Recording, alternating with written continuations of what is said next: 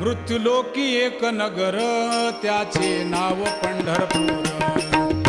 येथील मोकाशी उभा विटेवर पुंडलिक भक्तराज शोभे चंद्रभागा तीर. बोलती साधू संत जीवा वाटे हुरहुर.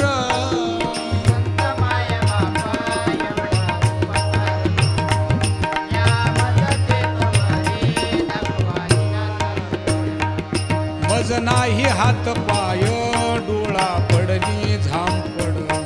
कर्ण हे बधीर झाले वाचा बोले बोबड.